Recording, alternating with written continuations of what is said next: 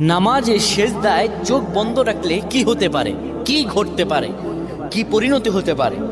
আমরা অনেকেই নামাজের সেজদায় চোখ বন্ধ রাখি। এটি আসলে আমাদের জন্য ভালো না ক্ষতি, এটি আমাদের জানতে হবে। নবী সাল্লাল্লাহু আলাইহি ওয়াসাল্লাম 532 নম্বর হাদিস সহিহ আল বুখারীতে বলেন, শোনো, তোমাদের মধ্যে কেউ যেন সেজদায় তার বাহুদয় যেন কুকুরের মতো না বিছিয়ে দেয়। অর্থাৎ এইভাবে অনেকে আমরা আছি, এইভাবে সেজদা দেই না। আমরা সেজদায় এই যে বাহুদয় আমরা জমিনের মধ্যে লাগিয়ে দেই, রাসূলুল্লাহ স্পষ্টত নিষেধ করেছেন এইভাবে যেন কেউ সেজদা না দেয়। এইভাবে যদি সেজদা দেয় আল্লাহর দরবার তার নামাজ কবুল হবে না।